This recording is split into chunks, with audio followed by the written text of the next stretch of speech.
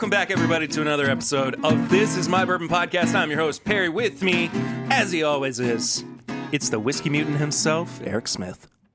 You ever been bitten by a dude? Does, like, my little brother count? Because if so, yes. Oh! when I was, like, 4, and he was just discovering that it was fun to torture me by just... Torture. biting at me. Biting. He got in trouble for it, and he still continued to do it. So you do it to this day? You all just have, like, get-togethers, and he just comes up behind you and bites you? I've got just, like, massive just scars on my back. Like Batman. How are you doing? I'm good now. I'm good now, too. We've had a tumultuous 24 hours, I would say. Well, we're here. We made it. Just barely. And but I'm feeling a lot better. I am, too. I really am, We've too. had highs and we've had lows. I got asked if I got bitten by a dude ever before. I got told I don't need to be friends with everybody. If you make it to the finals, you may get curb stomped. Dude, I forgot about that.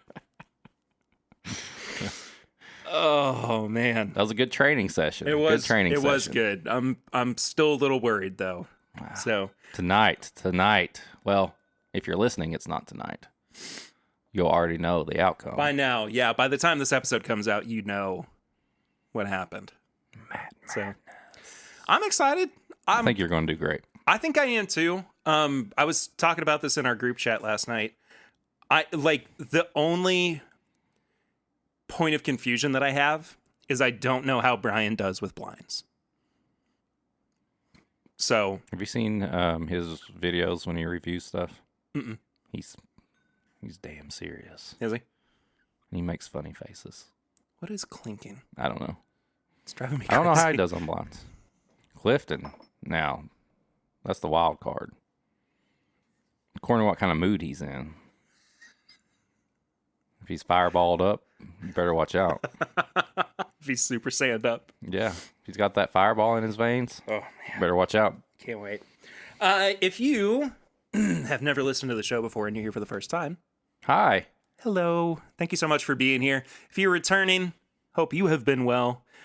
Please subscribe to the channel podcast if you have not done so already. But also subscribe to This Is My Bourbon Podcast on YouTube, where I go live every Thursday night. Dude, I was on with you. I felt like it had been forever since you'd been on live with me. I usually try to do once a month, and I think it got away from it. It was a little longer than that. But you can also follow us on social media. I am at My Bourbon Pod or PRitter1792. Eric is at Whiskey Mutant. You can also support the show. It's the big one. The big one. The big kahuna. Patreon.com/My Bourbon Podcast. For as little as $1 a month, for as little as $5 a month, you get bonus content, including the pregame chats, including Sample Irresistible, which I think we're wrapping up soon before we head back to Pours from the Floor. I think so. We've had good samples. We've had very bad samples. Very bad samples. So you can go, good. No you can go check bueno. all that out. Also, want to remind everybody that our link for our new riff pick is live. Yes. We'll put it in the description of this episode, as well as you can go find it on our Facebook group. This is My Bourbon Podcast Facebook group. What else? Oh, leave us a 5-star rating and review. Do it. Please. We've got a bunch of new ratings, but no reviews. So Say some words. say some words about us. We appreciate it. Type It really, some words. it really helps us out. It allows other people to find us within the search algorithm. It bumps us up and does all that good stuff. So please do that. It means a lot. Do it. I feel like I had one more thing I was going to say. Oh, we've got a new patron to thank. Thank. Nice. Not think at the end of the episode as well. So this week we're starting out with Flying Blind, Flying where we Blind. blind ourselves, where one of us blinds somebody with something, I blinded you. and you blound me. Blound? Is that? No, it's not. Okay. I'm not good with words, so you could have got me. You could have been like, no, actually. No.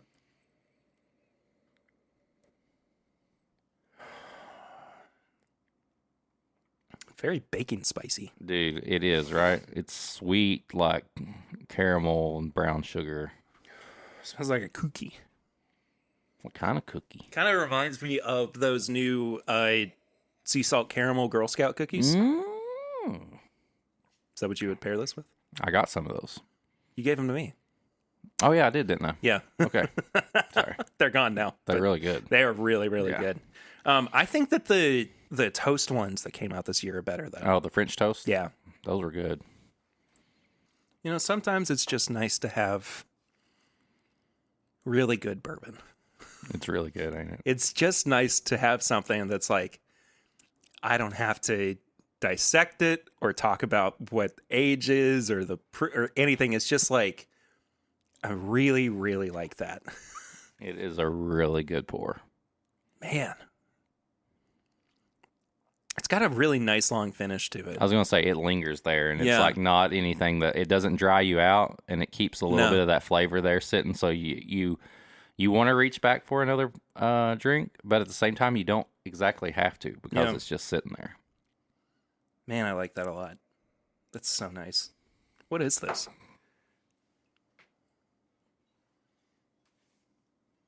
Oh, it's the Target pick. It's a Russell's Reserve pick by Target.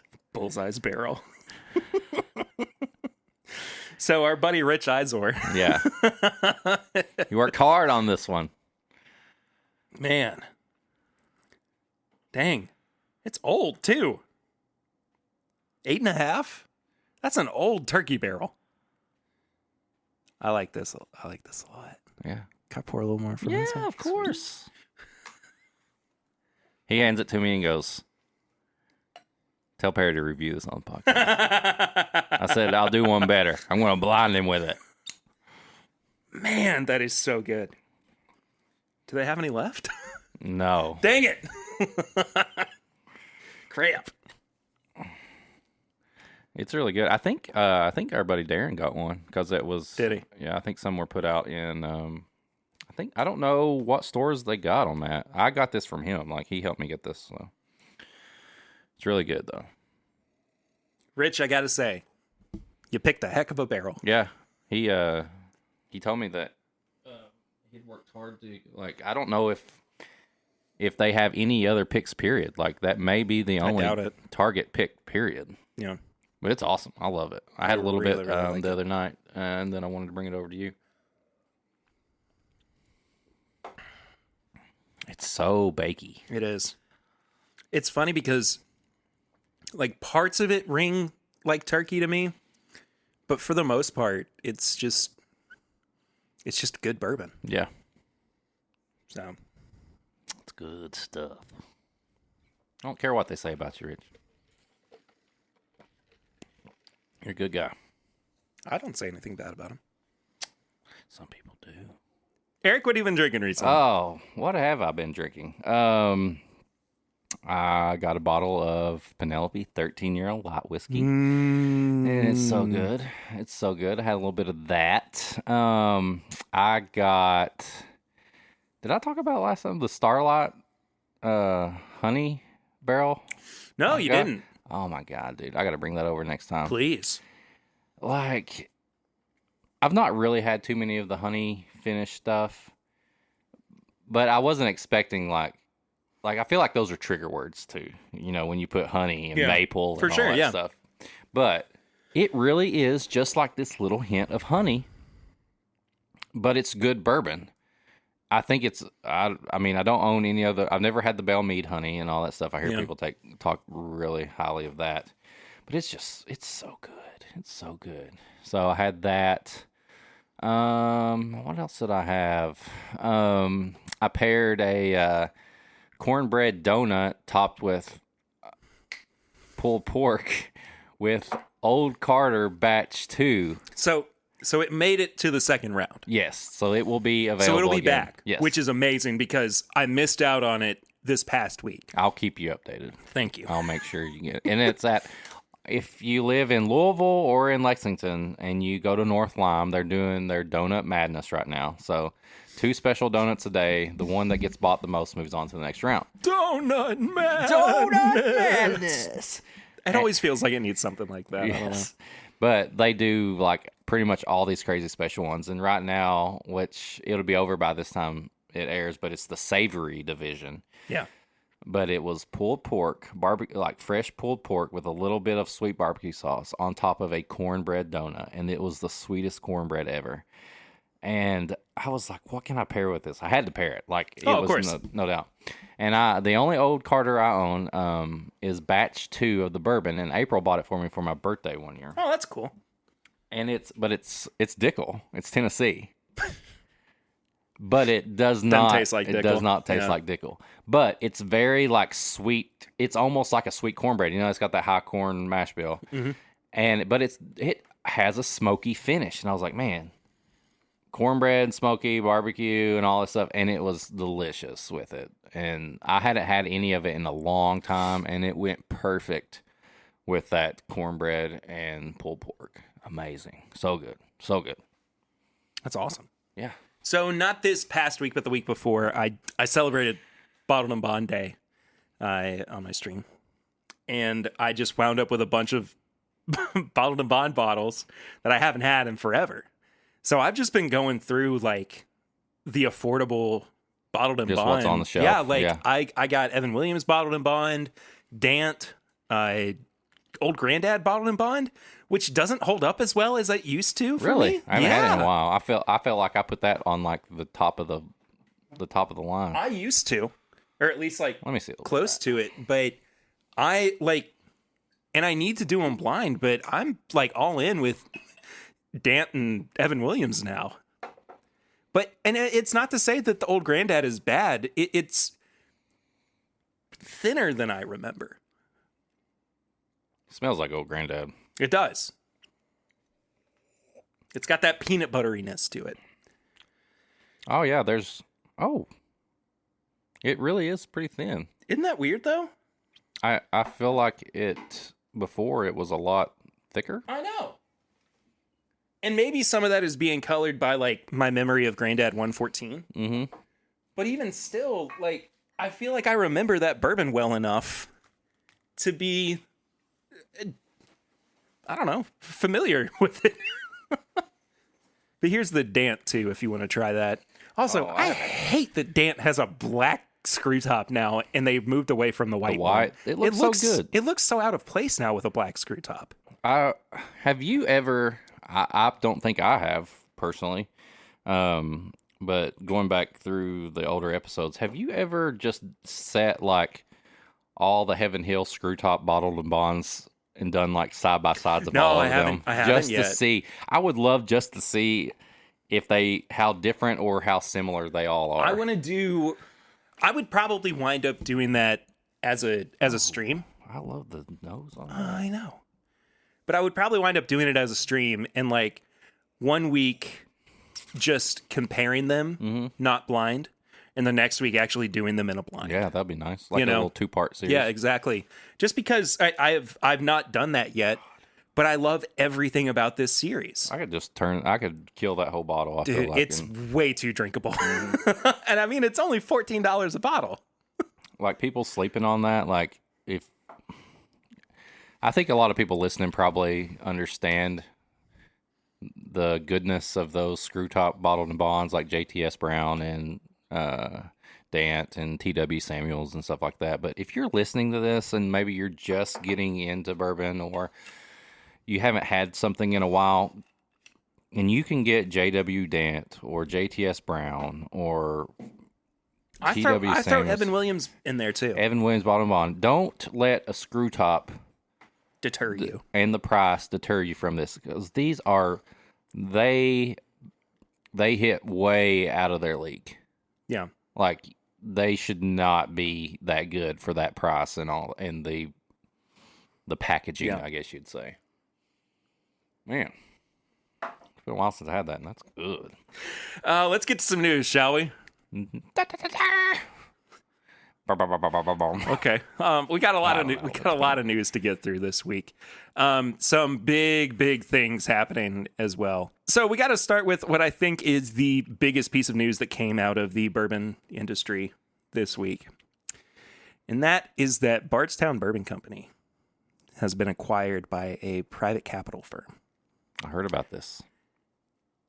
So from what I understand, and people have been talking about this, and there are people who know a lot more about it than I do, and but from just kind of a gist, it's not a bad thing for Bardstown Bourbon Company because it looks like they were just trying to find more money to invest into projects. So yeah, I was asking. I think we were talking about this when I was with Matt at that pick. It's not really like a big like alcohol or like place bought them out. It's basically like a kind of like a finance type deal. Like it was basically gives them more money. It's not like they're like we want it to taste like this or like do this, but it gives them the opportunity to have some more cash, I guess you'd say. Right? Now, Is that right? Yeah, I think that's pretty much it. But the thing that like makes me pause just a little bit is that David Mandel, who is the CEO, one of the founders, posted on Instagram and Facebook and Twitter yesterday. And it read like he was saying goodbye. And it was like, thank you to everybody who supported Bardstown Bourbon Company. Really? I mean, it was very final. Like it seemed like he was speaking like he was moving away from working with the company. I don't think that that's entirely true. I don't think that he will ever not have a hand. And so they're like, here, you got a bunch of money. You want to retire? And he's like, heck yeah, I mean, retired. that's entirely possible too, because I mean, it was his baby. It was his vision. And he was a California guy who came to Kentucky with the capital for it. And he made a great company. Yeah. It is the dream that every investor who starts a bourbon company. It's as close to like a Napa Valley type wine like, experience you could have, but it's all whiskey, you know? And it's amazing. And I think that, you know, when you look at what Bardstown Bourbon Company has been doing, and you look at, I mean, I feel like every single time that I go to Bardstown, there is a new rick house being put up. I mean, I was there like 2 weeks in a row, and I'm pretty sure that I saw on both weeks a new rick house getting built. So if you just look at what they are making and how much they are making, and I mean, those rick houses are full too. It's not that they're just, you know, aimlessly putting up buildings so that they can eventually put stuff into it. They are operating already at full capacity, right? Which means that full capacity can expand well beyond what they're doing already. So I think that's great. And I mean, if you're going to shoot for the stars, you may as well, you know, make as far as you can. And so it sounds unfortunate that, you know, they got bought out, but when you have to look at it from like, what can this do for them as a company? Yeah. So I guess it would be different if like a big like spirits brand or something bought them out and wanted to like change what they do. But hopefully everything just stays the same and they just keep putting out good stuff. Yeah.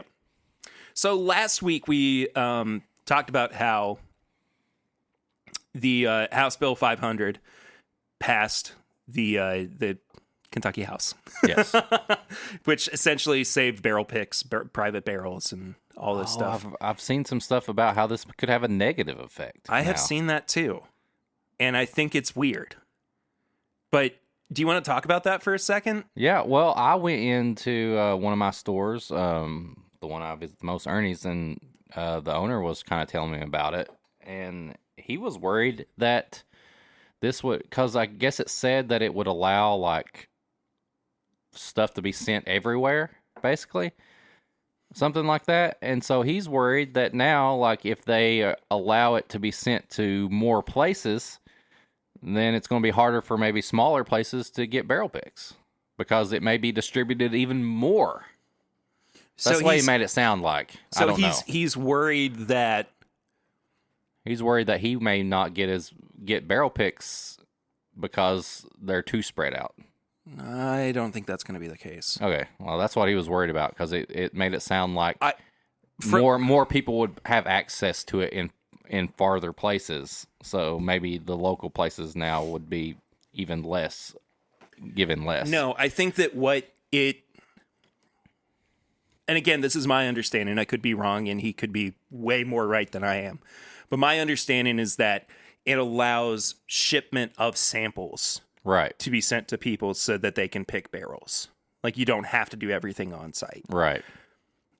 My argument against that, though, and it's nothing, I'm not trying to, like, be combative against him. How is this any different from what everybody was doing during COVID? Right. Right? Like, everybody was doing barrel picks. Not everybody, but people who were doing barrel picks were doing them off-site. Right. I mean, it's not new. I guess I think it's just making it more legal. He made it sound more like now you don't have to have, like, more... How am I trying to say this? Like, anybody could do it. Like, I don't think that's true, though. I don't know. I'm just saying, like, I'm saying what I was trying to buy a bottle of bourbon, and he was telling me about it, and I was like, I don't know what this means. I'm saying this is that's like the guy after my tour the other day, I had to go and fill up the bus a little bit because, like, as soon as I pulled into the driveway, it hit low. Right.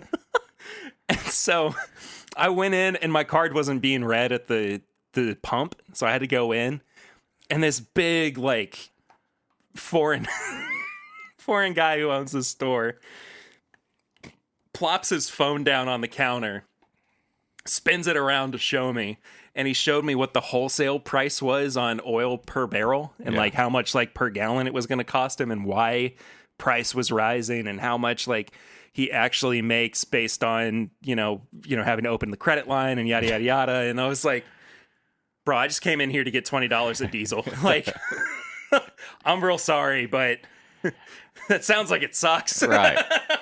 And I don't mean to be glib about it, but I just like, can I go home? It's 10:30. Yeah, I want to go sleep. I don't understand it, but the worry. Oh my gosh. I am so sorry. I totally forgot about this. I had a really, really great tour on Friday with a bunch of guys who actually listen and watch Tim Bips stuff. Jeff, Darrell, Garrett, and Kelsey. You guys were awesome. It was so much fun getting to hang out with you all this past weekend. They actually gave me a blind flight set as well. And I got to meet Todd Ritter, too, who is always in my chat. And the other Ritter. We now say that we're long-lost cousins. April texted you, by the way.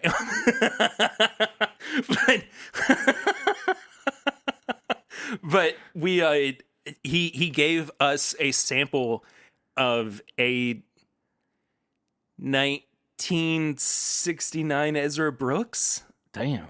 Something like that. 69? Nice. And I've got the sample in the house. Oh, yes. So we might have to do something special with that. I think that's appropriate. And then Darrell gave me a sample of Redbreast 27. Ooh. I'm so excited to try it, dude. I'm saving it for St. Patrick's Day. I can't wait. That's Irish whiskey, right? Yeah. Okay. I don't know shit about that. That's all right. All right. Anyway, circling back around to I think the main house thing. bill stuff. I think he was more worried that this would give more people opportunity, and so it's going to even spread it even more thin. So some of the local stores have had trouble getting barrel picks already, and now it's like, oh, are we? I'm worried that we're going to get even less now because maybe more people have an opportunity to get it, which I want more people to have an opportunity to get it, but also I want to support my local place too. So I didn't really understand it. I was just kind of listening while I was trying to pay for my bourbon. So, yeah, sure. So what we're getting at here though is that it passed the House last week, and it actually passed through the Senate today. So I'm trying to look at this from a positive standpoint. Barrel picks are going to be okay. Kentucky's going to be all right with single barrel private picks, whatever. But it's, yeah. I hope it doesn't get to that stores don't get what they want. But I don't know. I'll find a barrel pick somehow. Just don't take single barrels away. I'm going to go to the distilleries, rick houses with my own. I'll make my own damn barrel picks. It's just a blank bottle. You've got like painter's tape on it and you've written like, suck it. Hey, you give me that bottle, I post it on Instagram, it'll blow up. I guarantee it. You know how many responses My Daily Bourbon got when I made a fake pick up? Can we talk about that for a second? That was one of the funniest things I've ever seen in my entire life. And the fact that he actually got messages about it is so good. It's so fun. Anyway, so what did you do? So I was, when I was organizing some of my bottles, there was a Funko that had broke, and it was a Deadpool unmasked Funko, so it's just this Deadpool face. And I took the spring off, and it fit perfectly on top of a Blanton's horse. And I put that on there, and I took a picture of it, put it in my story, and said, anyone interested in this Deadpool Blanton's pick, message My Daily Bourbon for more info. And he got messages about it. People asking about how to get the Deadpool Blantons.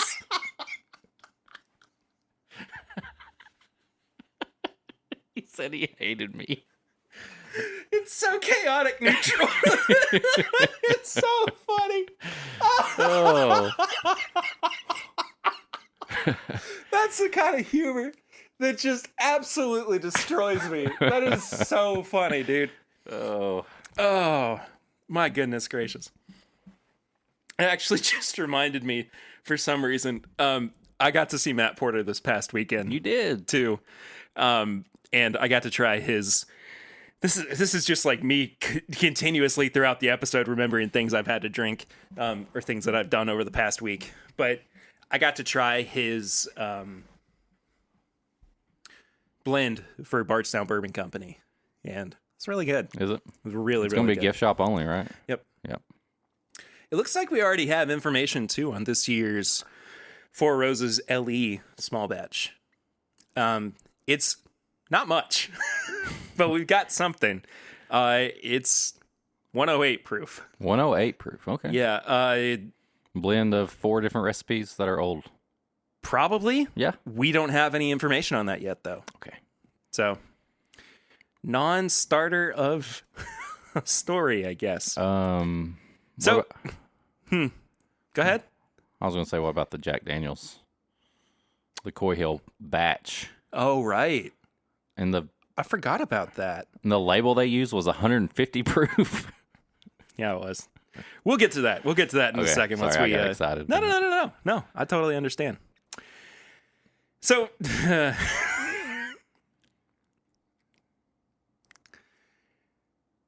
I don't know how to talk about this because I'm going to be laughing about it more than anything. Despite the fact that like the product that is being sold is really cool, the concept behind it is a little dumb. Do you have any idea what I might be talking about? No. Well, Buffalo Trace has teamed up with Block Bar NFTs. An NFT? On a 5-bottle release of OFC 1982 in 6-liter bottles. 6 liters? 6 liters. The bottles will be auctioned with proceeds benefiting charity. Each bottle is accompanied by an NFT redeemable for the physical bottle. What? Okay. I want somebody to make an NFT. I'm going to tweet this before the end of the day because it's a really funny joke. But it's an NFT about how Beanie Babies were the first NFTs. That's true. Isn't it just, though? It is. Yeah. 6 liters? 6 Why? liters. What? That's the size of what? Like a mini fridge or something? Yeah. It is a massive looking bottle. I can't. Lord have mercy. I can't pick this up. Damn. No, we couldn't. I probably couldn't lift it. No, I mean, I can't pick the laptop up to show you because I'm just going to open it in a different window so you have it to look at. 6 Gosh, it's massive. And to beat it all, like what? One of the most expensive products Buffalo Trace has, right? Yep. And it's 6 liters. It's got to be like, I don't know, a $25,000 bottle. Jesus Christ. I mean, that's speculation, but holy crap. I'm looking at it compared to the normal size That's bottle. that's the image that I had pulled up for you to look at. Lord. That's out of control. That's a cork, too. That's a real cork in that bottle. a hockey puck. You could kill a guy with that. Jeez.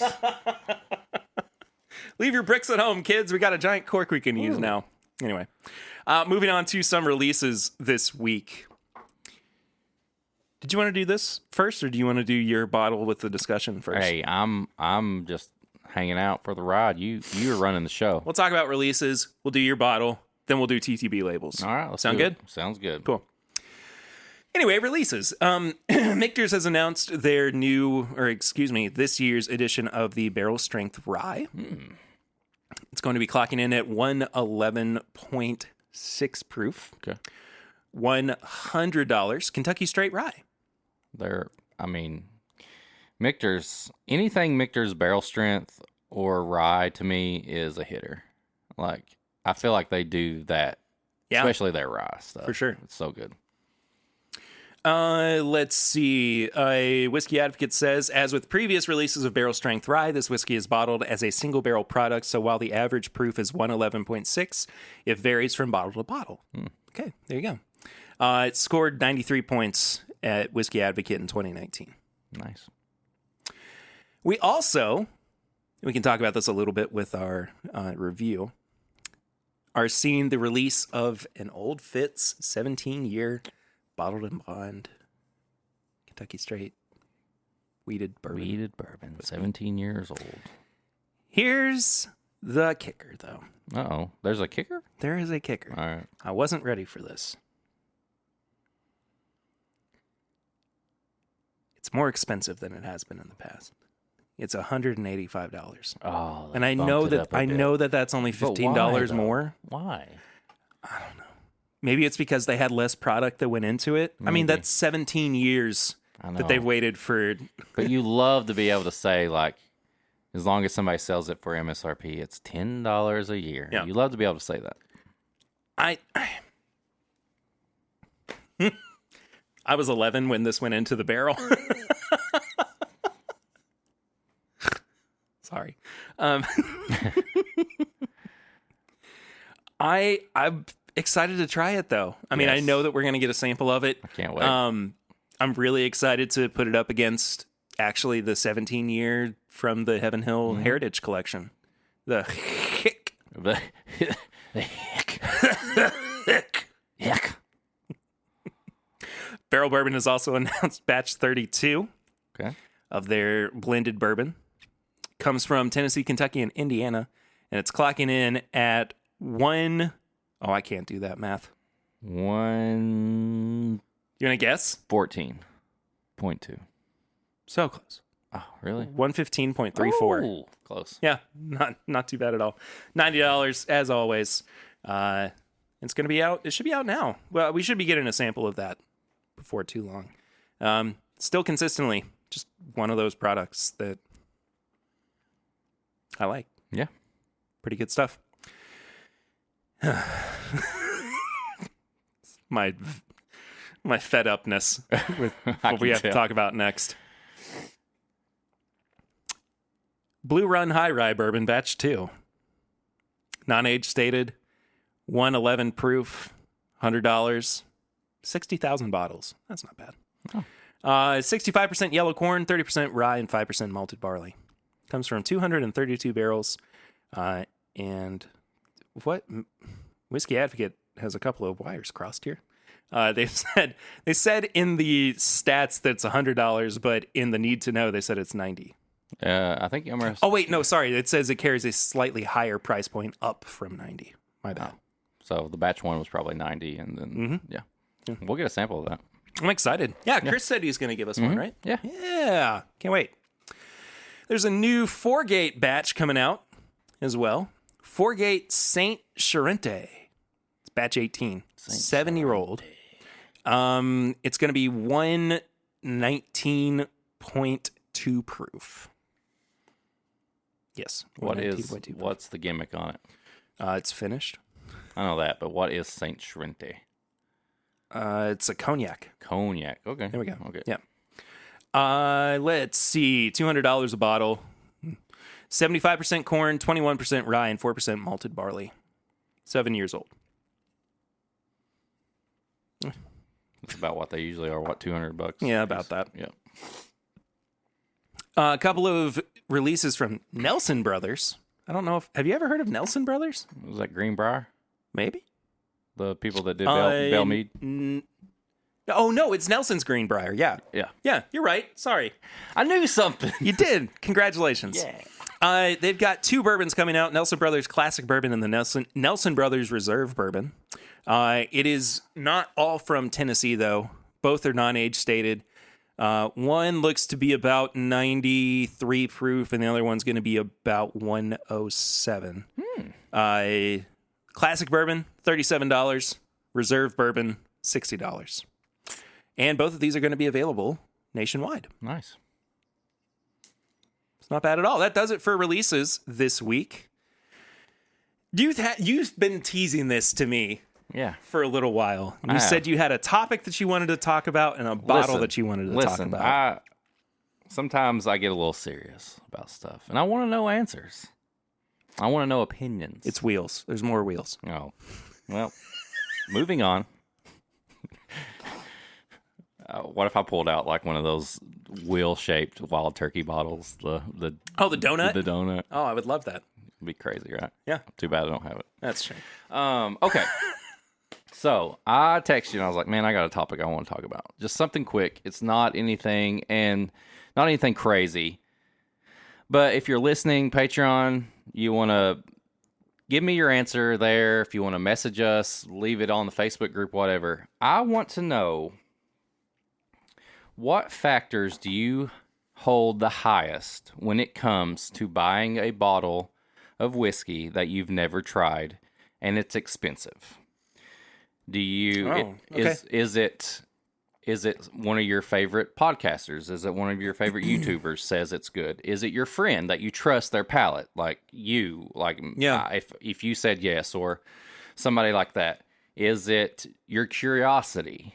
Is it just what the distillery says or whatever? I want to know what factors drive you to take a chance on something you've never tried and say, what I think like the average bottle is probably around like $65. Something that's like $75, $100 and above. Like what makes you be like, I'm going to take a chance on this and do it? Because I bought a bottle that I've not tried, you've not tried, and I based it on, I think mine is kind of a combination of curiosity, I want to try something, and opinions from people I trust. I would say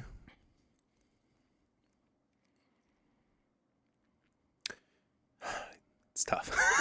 It is tough. It is. My first 3 things that I have, 2 things are age and proof. Okay.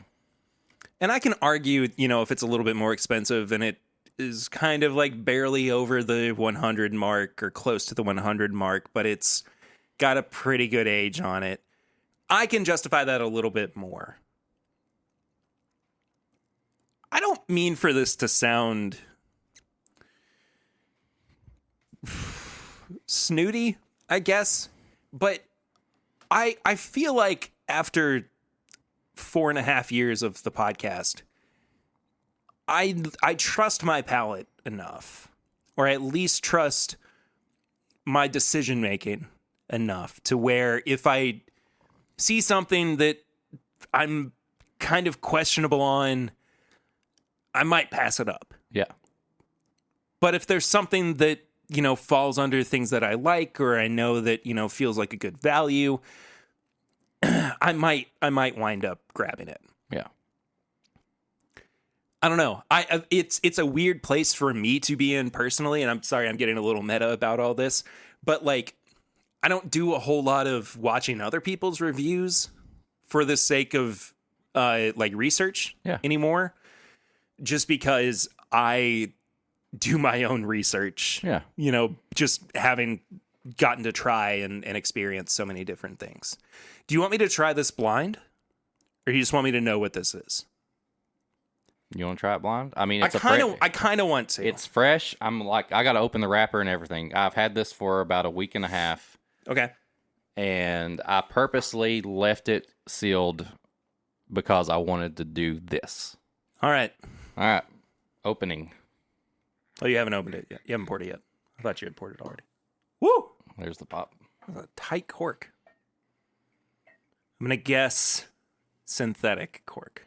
Yes. Ooh. Is that enough? That's perfect. I don't need any more than that. I got to compete tonight. You do. You trying to sabotage me? No way. Listen, all y'all. It's a sabotage. Sabotage. All right. So, like I said, I took a chance on this bottle based on different factors. It was, opinions of friends. Curiosity was a big part of it and stuff. So I just poured it blind. After we talk about it a little bit, we can talk about the bottle. It smells very dark. Rye whiskey? Bourbon, really? Mm-hmm. High rye bourbon? Mm-hmm. I think the malt's throwing me off. Oh, wow. That mouthfeel, though, reminds me of a Butterfinger. Mm-hmm. Oh, there's some, like, underlying spice. Yeah, dude. It's, what is that? It's like chocolate and peanut butter, like a light version of that, but then there's like... But it's that little puff of spice that's, like, midway through the palate. By the way, that finish is exceptional. I mean, it lasts forever. You know what I'm kind of getting is almost like a pumpkin spice. It's like this orange pumpkin type. Absolutely. Yeah. That's exactly what it is. Yeah. Not the flavor of pumpkin. No. The spice. Like when they make pumpkin spice lattes. Right. It's the spices that go into pumpkin pie. Mm-hmm. Pumpkin pie spice. Exactly. Oh, man, that finish does last a while, doesn't it? That's pretty good. I really like this. Well, I wasn't like I'm happy because, like I said, I took a chance on this. We've not had it. Yeah. Neither one of us have had it. And I honestly don't know what this could be. What's the price? I paid $90 for this. Okay, that's not too bad. Based on what this tastes like, I would probably pick one up.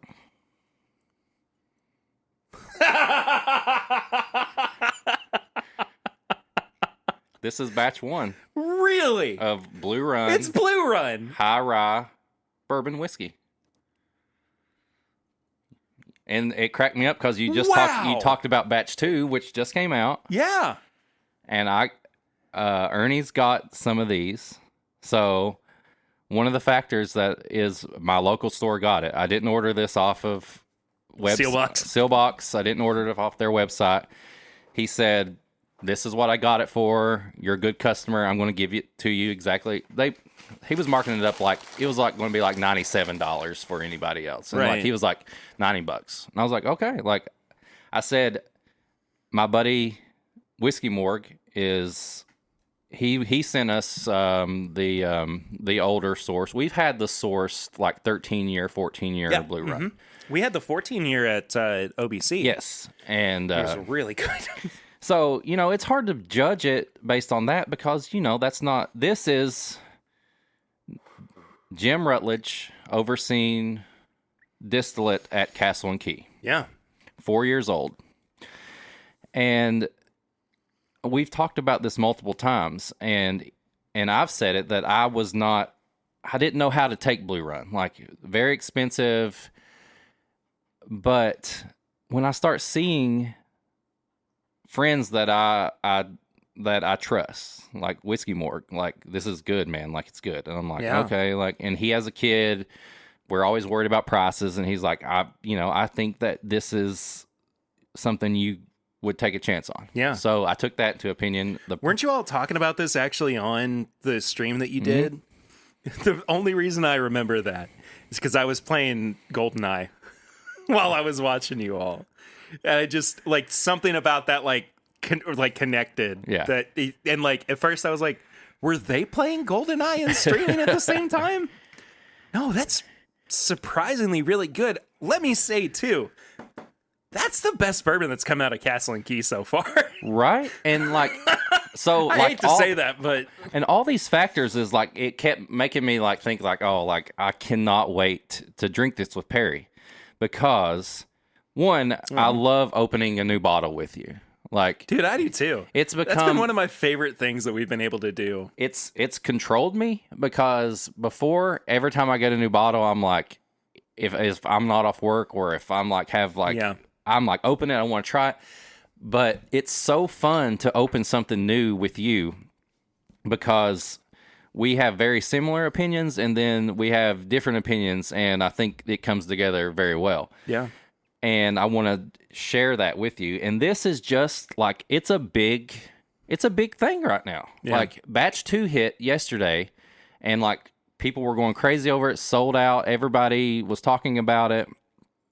And I was like, I can't really order one right now, because I want to try batch 1 to see how it is, because that would probably make me decide if I wanted to get batch 2. But I had it sealed, and I was like, I'm keeping it sealed. I'm not opening this until the show. And I wanted to know if it lived up to the hype. And it's a very Instagram bottle. Being on Instagram, a lot of people talk about it. The owner of Blue Run is always doing Instagram lives with people talking about it, which I think is pretty cool. Yeah. Very open. They tell you the mash bill. You can find it easy. You know the age. You know it's at Castle and Key. You know Rutledge was involved in all that. But I wanted to know if this $90 bottle was worth taking a chance on. Well, and I think that that's another thing that kind of goes into whether or not I would pick up a bottle. And that's transparency. Yes. Like, I want to know, and I think that at large, the bourbon community does want to know if a bottle is coming from a place that we can recognize. Yeah. Or we at least know that it was sourced, or nothing was added to it, or just allowing them the opportunity to be upfront about what it is that we are actually drinking on. It's not to say that, like, I haven't enjoyed bourbons, or I don't enjoy bourbons that don't have everything listed. Like, we don't really know the mash bills from Jim Beam. Right. Like, we don't 100% know what they are putting into the barrel. But that doesn't keep me from knowing that I like the product that goes into the bottle. It's just, I would prefer a world where we knew 100% of the way through what the mash bill was, how long it was actually aged, if it was sourced, was it finished or not? Did somebody throw in some light whiskey into it to try to make it, older or taste older than it actually is? This, that, and the other. And I think that's what a new brand coming in, I feel like they have to be transparent. Absolutely. You've got a Jim Beam, it's got history behind it. You've had all their products. You trust that. If it's something new, like I didn't know how to feel about Blue Run, because, there for a while, they put out all those single barrels. They were expensive. I couldn't afford it. I was like, man, this is just stuff I can't afford. Yeah. And then they put this, which kind of dropped the price back down a little bit from those single barrels down to $90. And I was like, that's kind of right on the edge of where I decide if I want to buy it, take a chance or not, and all that. So I did, and I'm glad that I know what went into it, at least. It is so good. Yeah. I wasn't expecting it to be this good. No, even I was hoping it would be good, because I paid the money for it. But Yeah. I'm very happy with this product right now. I'm very happy I got to try this product. Yeah. And I'm not going to lie. Instagram the heck out of this. Yeah. Instagram the heck out of this. You knew what I was about to say before I said it. Yeah. Yeah. I was like, I'm not going to lie. I want to take some good pictures of this. Yeah. It's a great packaging too. Like, I mean, I think the beautiful. design is absolutely exceptional. I'm just happy that it gives us something positive. I mean, we were very frustrated last week with our Castle and Key thing, and I think it just shows, if you have the right person overseeing something, then you can make a good product. Yeah. So take that as you want, but There it is. That's batch 1. Batch 2 is already hit, everybody. We're a little bit behind, but that's what. Now I'm excited for. So now I'm excited 2. about batch 2, and we can compare them. So, All right, you want to talk about some TTP labels? throw them at me. Oh man, we got some good stuff to talk about this week. First and foremost, New Riff. Their malted rye. They're coming out with a new release that is finished in sherry casks. Oh. 6 years old, 100% malted rye, 100 proof. Did we talk about their 7-year coming out last time? Did we? We're getting there. Oh, I'm getting ahead of You're getting ahead of yourself. I got to slow down. I got to back off a little bit. Really excited about that. There is going to be a gold label version of Barrel Craft Spirits Seagrass. Again, finished in Martinique rum, Madeira, and apricot brandy barrels. The proof on this... Oh, I saw this. 144.1. It's hazmat. I'm so excited. I cannot wait. 20 years old as well. Oh, my Lord. It better be. How much is that going to cost? $400? Probably. Don't tell me you're not excited for that. No, though. I'm definitely excited. After how much we loved the 16. If we get a sample and we like it, I'm saying it right now, we split. We go in together. We buy a 100%. full bottle. Absolutely. All right. Wild Wolf Kentucky Bourbon Whiskey. 108 proof. Wild Wolf? It's... You want me to read the back to you? Please. All right, here we go. Oh, no. Okay, it's Hartfield & Co. in Paris. Oh. Yeah. Unfiltered, this Civil War era style bourbon takes you back in time. The wild mountain yeast and the old handcrafted mash bill fuse well in replicating the Civil War era bourbon flavor experience. Ride with Wild Wolf, then sit around the campfire, bask in the barrel to bottle in the barrel to bottle adventure, and enjoy spicy earth notes of fresh cut hay, creamy vanilla bean, honeysuckle, and dark chocolate covered cherry. Each small batch is numbered, yada yada, to commemorate a Civil War battle fought by the Wild Riders, 1st Kentucky Union Cavalry Regiment, commanded by Wild Wolf Colonel Frank Lane Wolford. Skip to the end. Grit and determination.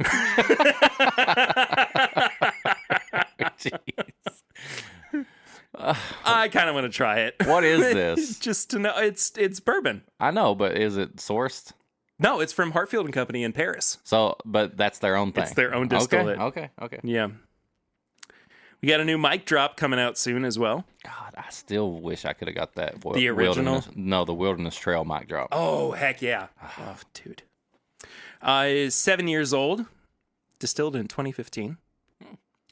It says it's aged in Louisville. 60% corn, 13% oats, 17% wheat, 10% barley. 4 grain. Am I missing the proof? 56.5%. So what is that? 113. 113. Yeah. Wow, you did that math. I know those proofs pretty close. Yeah. Pretty good. All right, here we go. Now we can talk about the new Riff 7-year-old. Ooh, it's Charity Barrel.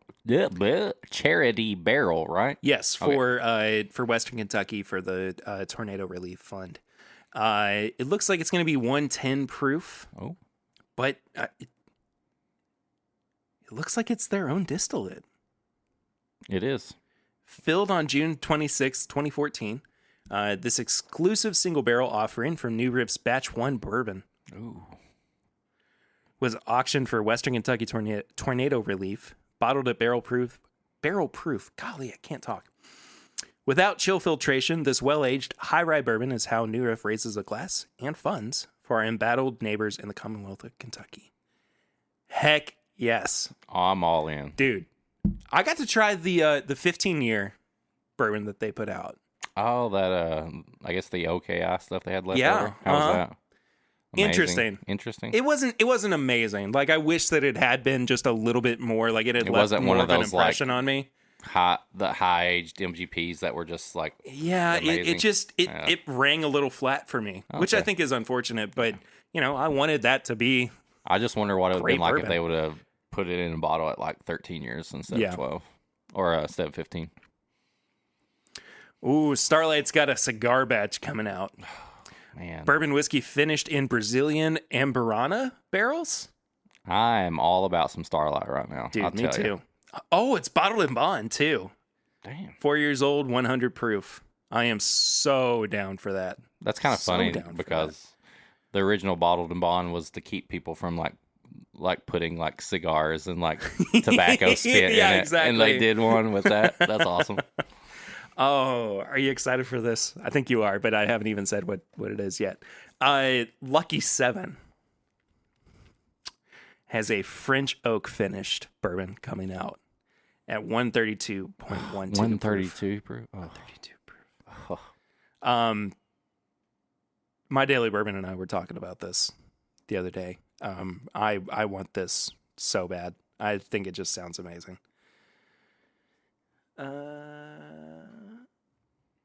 Got another Starlight barrel. Golly, another Starlight release coming out soon too. It's a rye whiskey finished in sherry barrels. 4 years old, 114 proof. Looks like it's going to be a single barrel, so could average around 114. Might be higher, might be lower. This year's Heaven Hill Select stock has also been filed on the TTB. 110 proof. Kentucky bourbon whiskey finished in Chinquapin barrels? What's that? I don't know. I do not know. But it's been finished for 2.5 years. Jeez, that's a long time. Yeah.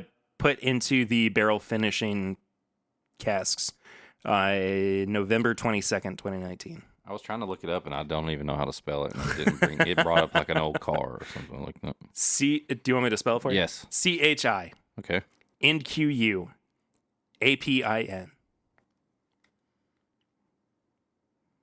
Ooh, Chinquapin oak is a deciduous species of tree in the white oak group. The species was often called, I can't say that word. I don't know how to read. Quarkus acuminata in It's okay. older literature. Essentially, it's a double oaked bourbon. Okay. Because this is a 13-year-old small batch finished for another 2 years in 36-month air. Yeah. 36-month air-dried Chinquapin barrels charred to a level 3. Oh, wow. That's going to be oaky. We got a new Kentucky Straight Rye whiskey that's bottled in bond coming from Green River. Oh, I'm all about some Green River So right now. excited, Y'all dude. got me hyped for you. I can't wait to try it. That's it. I like that. I'm looking forward to it. Yes. Now we can talk about the Jack Daniel's Coy Hill batch. I'm just going to go ahead and put it out right now. Send us samples because Kentucky, or at least our area, We're not going to see it on a shelf. we never got Coy Hill. We No. never got it. We never got it. The label that was put out for the TTB, says 155.8 proof. Lord, I'm not going to be able to feel my legs again. take me home. Take the wheel, Jesus. Oh, I'm excited. We got a new OKI release as well.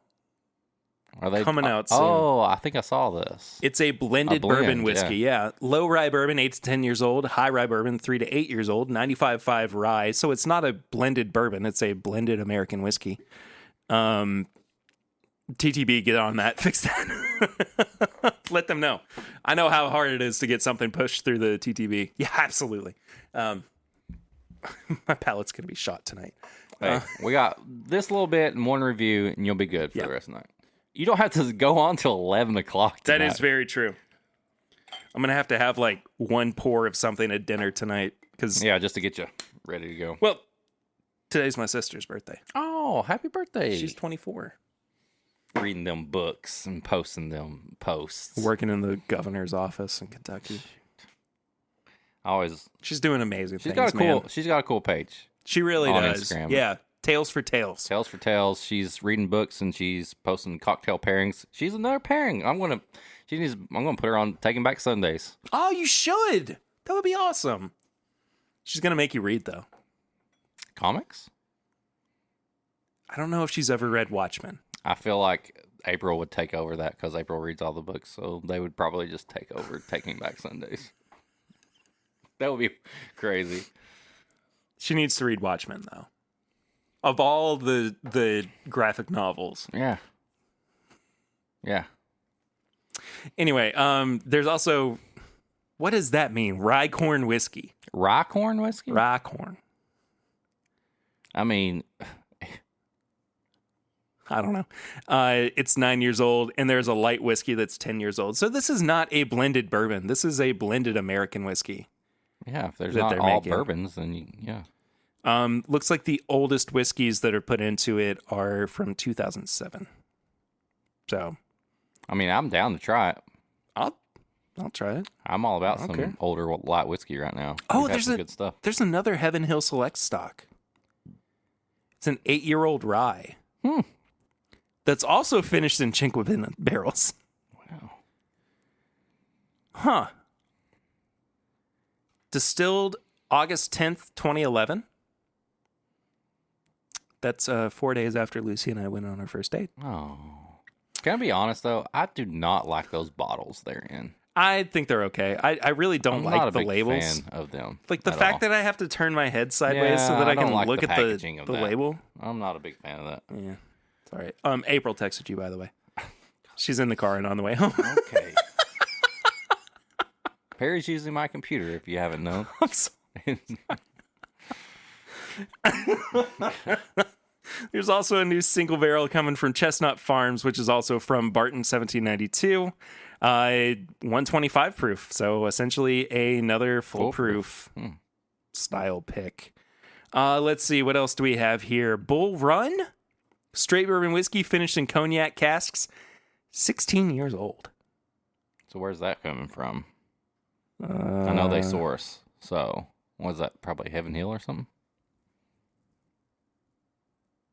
I don't know. They don't say. Doesn't say. Because we don't see the It says the bottle. It says produced and bottled by Bull Run Distilling Company. Maybe there is a 16-year-old whatever bourbon. I don't know. My brain's broken. And last but not least, Koval has a single barrel rye whiskey that they're going to be putting out, finished in cherry wood and distilled in Chicago. Looks to be 100 proof. Really interesting. Says certified organic. I don't know. It's fine.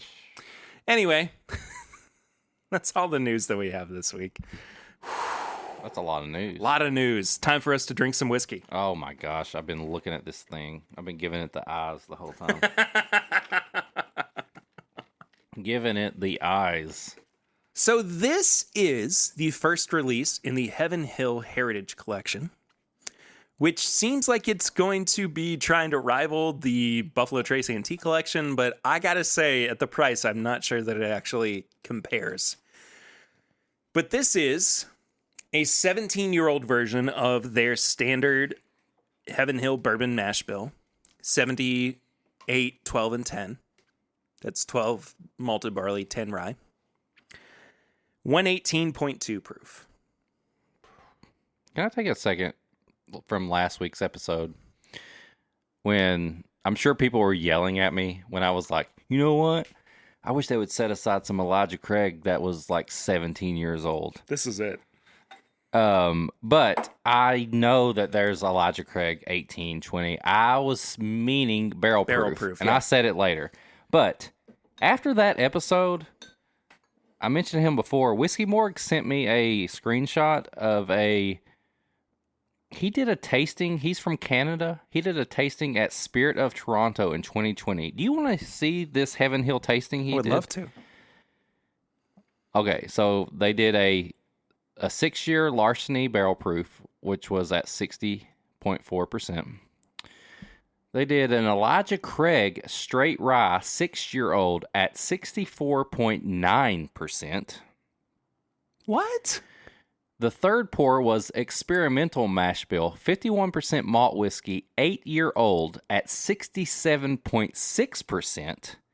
And the last pour on his list was Elijah Craig straight bourbon, 18 years old at 71.4% Oh my gosh!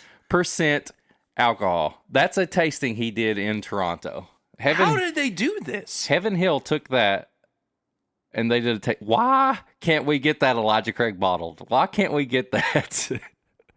That's a tasting he did. That's exactly what I said. I wanted Elijah Craig barrel proof, like 17 years old, just highest proof you can get. Look at that thing.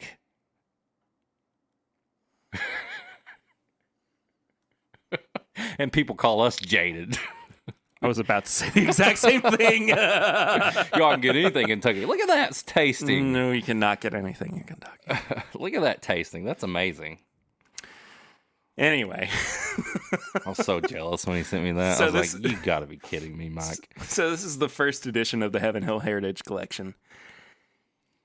$250 a bottle. Oh, $250? $250. Oh, God. If I like this, I'm going to be so mad. Hey, we could split this one, too. Okay. I'm down for it.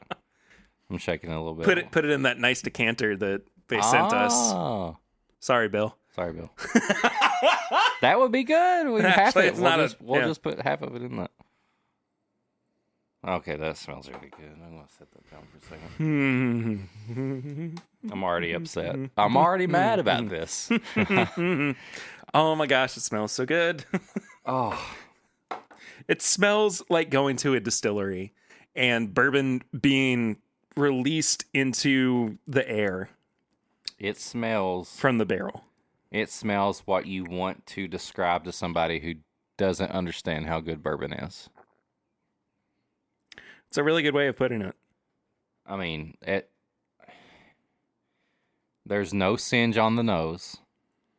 It's this very, like, comforting, it's a older bourbon, but there's, like, this kind of, like, oaky spice you can get on the nose. I mean, oh my God. It's like a peanut butter and jelly sandwich. Like, you're just smelling the mixture of peanut butter, jelly, and bread together. And it makes you feel good. I think it goes further than that.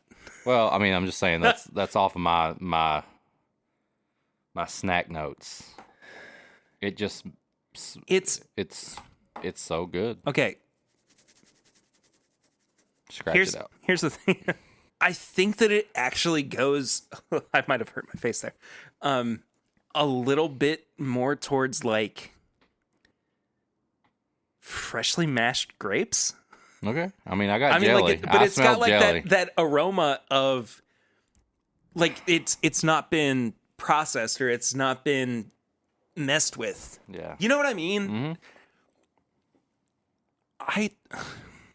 It's such a good nose. Oh, I don't want to taste it. I mean, it's got all of the 17 years present on the nose. I mean, I'm telling you, purple. I mean, I'm for sure. Like you said, grape. It's just purple. I just see this nice, relaxing purple color when I smell this.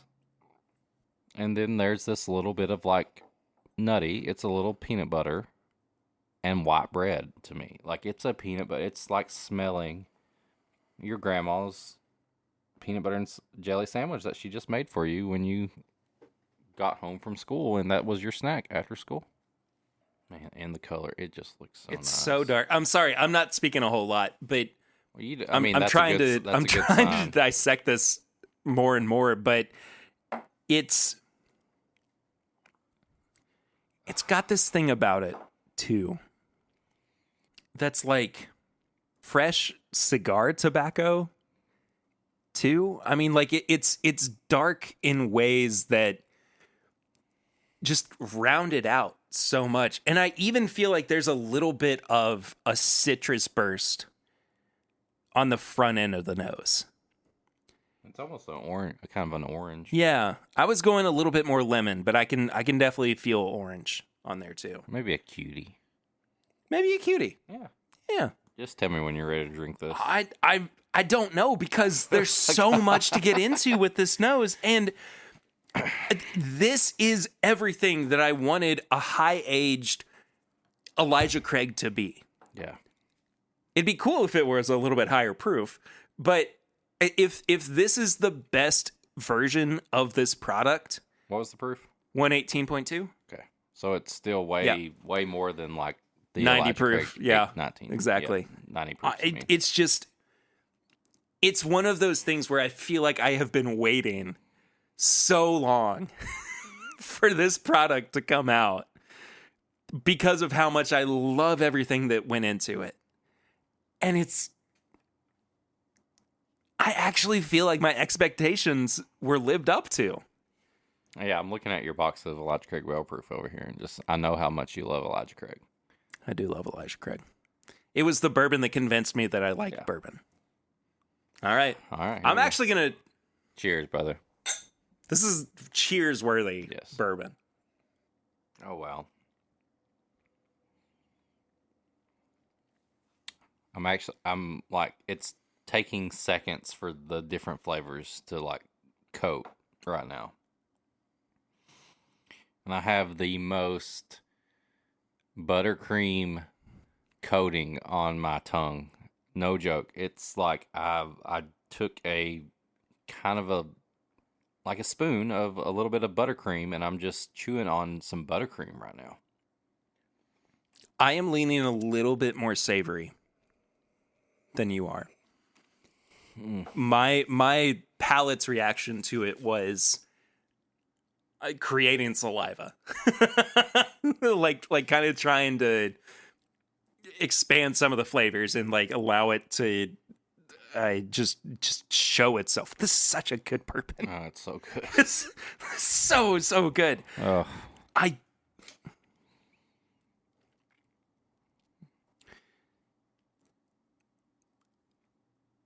I'm trying not to let the price influence. No price. How good this is. We would split it for the sake of the conversation. Money is not an issue. We would split it. Yeah. I would buy a bottle if I could afford one on its own. I'd buy this at that price. And I would enjoy it. And this is a bottle that, although I'd want to drink it alone because it's so good. No, this has to be shared. But that's what I was going to say. Although I would be tempted to go back to it because it's so good. This is a bottle just like that 20-year-old Four Roses that I said every time I drink it, I either want to send somebody a sample and drink it with them or enjoy it with a friend or something like that because that's how good it is. The rest of this sample is getting stored away. Yeah, don't. Also, by the way, thank you, Heaven Hill, for sending us the sample for free. Heaven Hill. Thank you. So we could review and a it. decanter. Yeah, they sent us a beautiful decanter. Which, sorry, Bill. We're keeping it. I mean, but seriously, like this is just.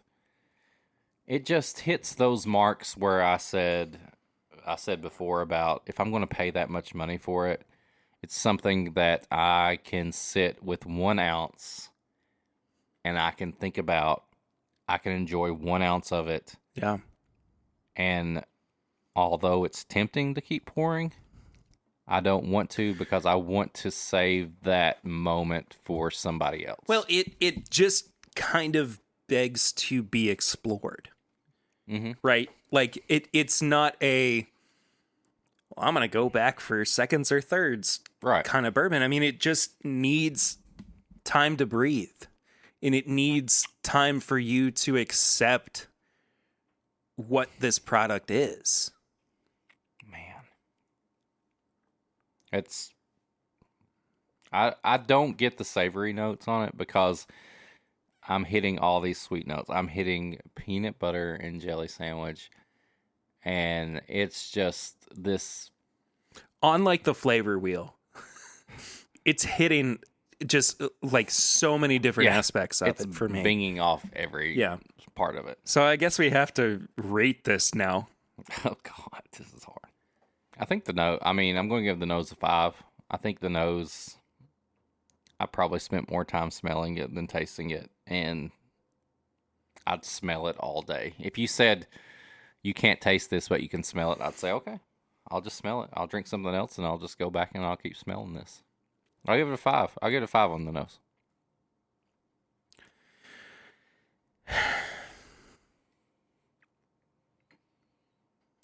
Eric, I'm going to jump ahead. Okay. I'm giving this a 19 out of 20. Okay. Just going for it, right? I like it. The nose is one of the most inviting things I've ever smelled. Nothing about it I think I would change. The palate gets me excited to keep going back and try it again. And it's so explosive. And it hits so many different marks, and it makes me want to continue drinking it. And the finish lasts a bajillion years. Yeah. It really does, though. It just never ends. It makes me want to just sit with it and find ways to enjoy it further. And I do every time that I go back to it. And it expands upon the flavors that are there on the palate and the nose. And it introduces even darker notes. I mean, like, there is a barbecue note on here too, which I feel like I don't get on premium bourbons. Yeah. But it's there. And I want to give this price a 5, but the fact that there are things like the Antique Collection, which exist at $100, and you are getting an 18-year-old whiskey for that price, that blows this out of the water. Yeah. But there is no way that I can ignore the quality of this whiskey. That I think at the core is what makes this a near perfect bourbon for me. I just on flavor alone, this is a perfect bourbon. Yeah. I mean, like I'm this is already like in my number one spot. I gave for it the year. I gave it an 18 because it was the price that brought it down. Did you give it a 3? Yeah.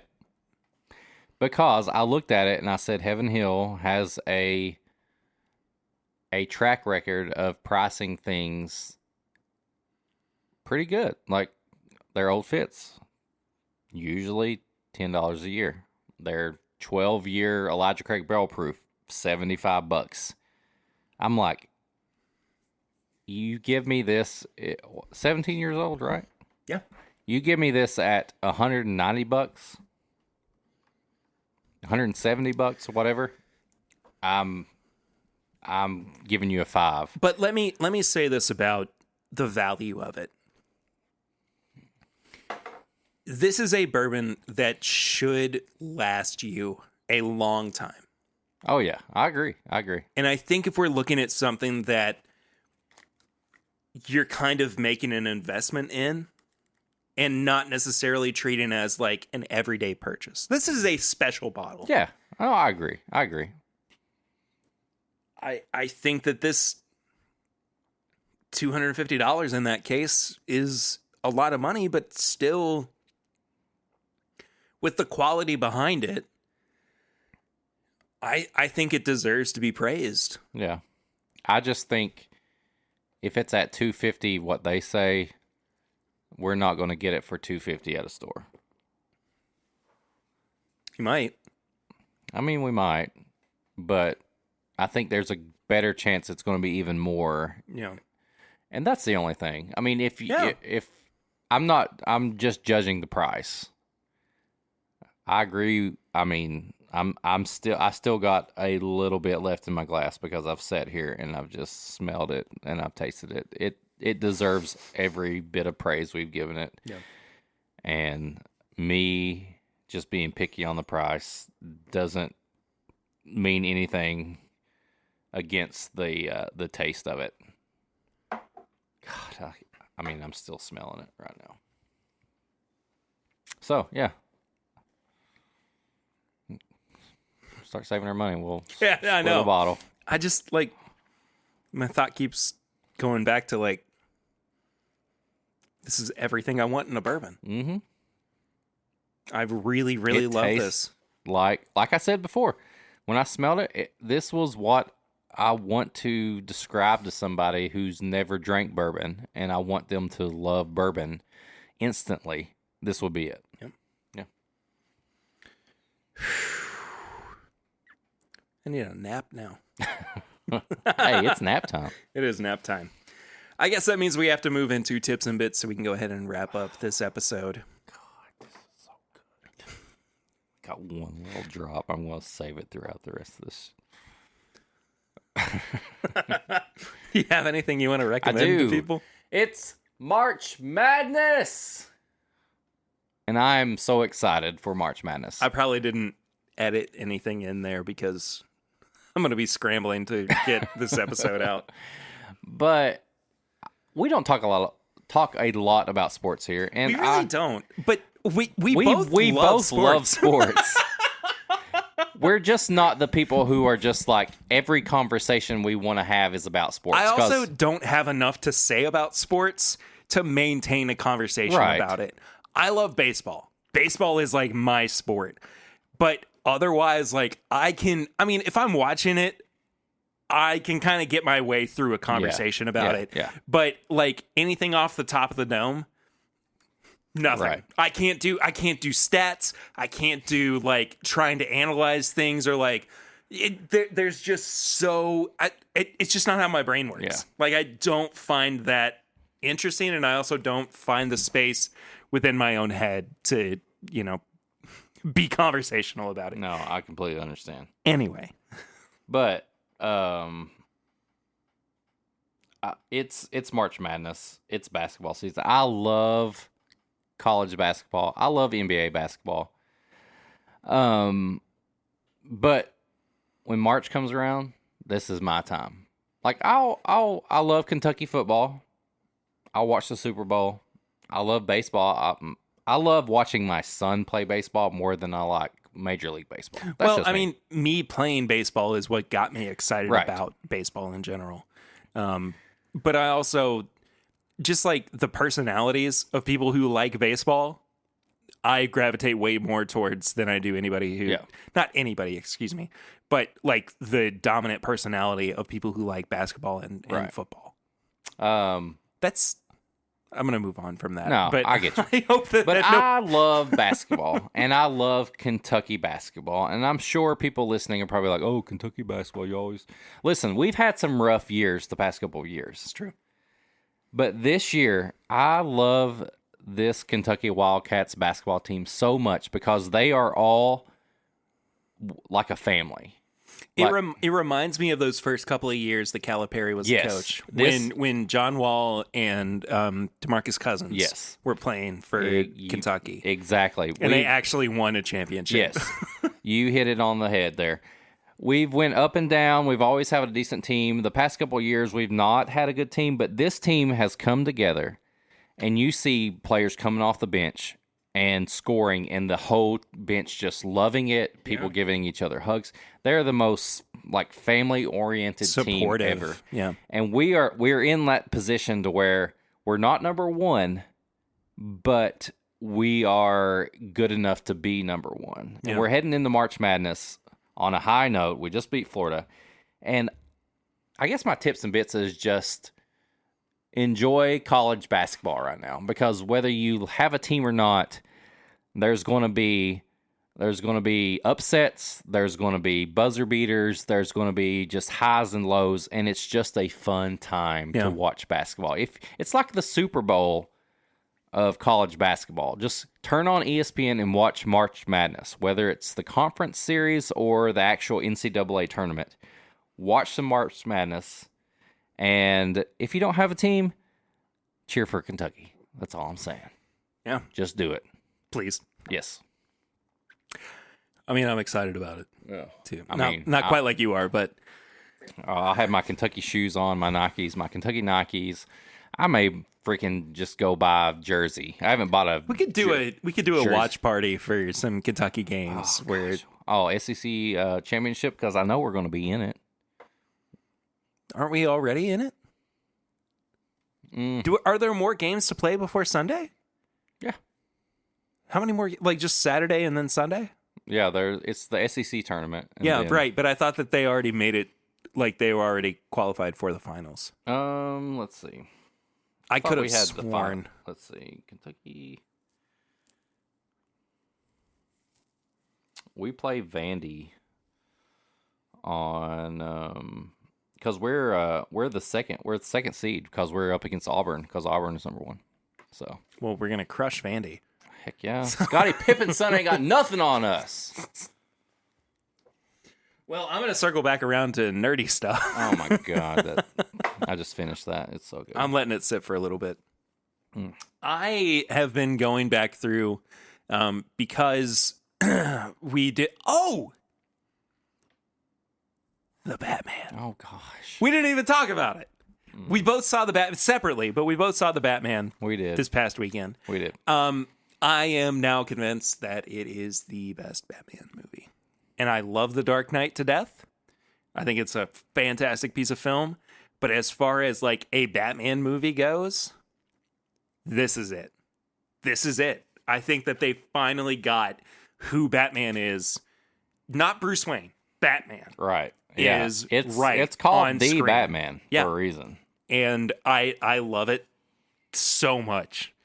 It is a 3-hour long movie though. Yeah. I mean, and our theater was so hot.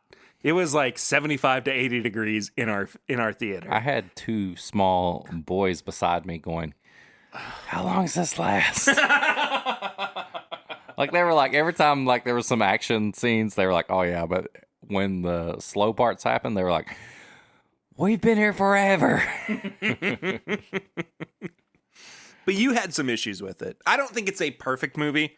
I do think that there are moments where it like could have been sped up a little bit. Like the pacing was just a little slow. But I think I like it more than you do. I like it a lot, but at the same time, and this is personal preference. I've read comics, I've read Year One, I've read Long Halloween, all that stuff. I get this Batman. Like, I totally get it. But my personal preference is the Batman who switches from Dark Knight to Playboy millionaire Bruce Wayne. I like that. I get it that that's not what he's not got there yet, or this is not the Batman that they are doing. I get that. I understand it. I'm just saying, as a personal preference, I like seeing that switching back and forth. And that's just me being my personal preference. I'm not saying that took away from the movie. I'm just saying for a 3-hour movie, I would have liked to seen a little bit something like that switching back and forth. Yeah. But overall, I thought it was awesome. It's the best detective Batman movie you could ever get. And that, to me, is what my favorite part of Batman is the detective side of it. I just think if I would have had a little bit of the Bruce Wayne, I'm going to be this different character compared to Batman, I would have liked it even more. Yeah. But needless to say, it's the best detective Batman movie you'll ever see right now. I think so too. Just good stuff, man. Yeah. Just And infinitely good stuff. It just shows even more how Robert Pattinson Robat Patton he's a great actor. Yeah. Like, if you've not watched anything else and you're like, "Oh, he's just a guy from Twilight," well, you're missing out because he's a pretty great actor. Go watch The Lighthouse. Yes, go watch The Lighthouse. We'll talk later. Yeah, exactly. I was going to mention a couple other Batman things, but I went back and watched Batman Beyond: Return of the Joker. Oh. But I think that Batman Beyond might be my favorite animated Batman series. I love that series. It's so good. I still think the original is my favorite, but I get it. I totally get it. Right next to it, though, when you've got the old man Bruce Wayne mentoring the new high-tech Batman Beyond, it's one of the really coolest good series ever. Yeah. It's really, really good. I could get into it for a long time, but we really don't have time for it this week because you've got to go soon so you can go pick up your kids from school. And also, we have been doing this for, we've now been here for almost 5 hours. So that means it's about time for us to wrap things up. Thank you all so much for listening. Eric, where can people follow up with us, and where can they find all of the things that we do and support us and this, that, and the other? Well, I think the first place you should check out is on the old Patreon, because you can support the show. The show has fees. It has stuff it has to pay for. We want to put out more content. So for as little as $1 a month, you can support the show. And at $5, you get all the bonus content. You get uncut episodes, which last like 5,000 hours. And then you get Portion on the Floor. You get Samply Irresistible. You get all the fun stuff. Join the Patreon. Just do it. If you want to send us a question or a comment, or you want to send a sample to review, a pairing you want us to do, send us an email at thisismybourbonshop@gmail.com. We also have a merch and apparel store. It's bourbonshop.threadless.com. If you want to get some Whiskey Mutant gear, it's whiskeymutant.myshopify.com. If you want to leave a voicemail, you can leave one at 859-428-8253. That's the Barrel Rings. We'll listen to you, and we'll talk back to you right here. Not real time, but you'll be able to listen to it. Social media, it's Facebook. We have a Facebook group. This is My Bourbon Podcast Facebook group. We have a barrel pick there that you can sign up for if you want, and it's just a place to ask questions or share memes, or anything else you want to do. Twitter, Instagram, YouTube. This is My Bourbon Podcast. If you want to follow Perry, it's PRitter1792. If you want to follow me, Whiskey Mutant on Instagram, TikTok, everything else. I have a YouTube. You got to find it. You got to search it. I don't have 100 followers, so I don't have Whiskey Mutant YouTube name. And if you want to leave a review, just do it on Apple or Spotify. We've got, like Perry mentioned before, we've got some good ratings, but leave a message. We'll read it out here. Please. And then just tell people about us. Tell your friends. They never listen to a bourbon podcast. This is the one you should tell them about. And we also have a new Patreon. Is that right? We do have a new Patreon, and Patreon? I don't know. Patron. Patron. We got a new bottle of Patron. Patron. I've got a bottle of Patron somewhere. Patrones.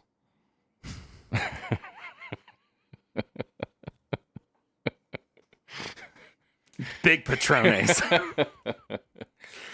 Our new patron of the week is Joe Nance. Joe Nance. I think I know him. I think you might be thinking of Jim Nance, who is a sports commentator. No, Joe Nance? Joe, Nantz. Okay, yes. I met You do know him Joe? at Whole Foods one time.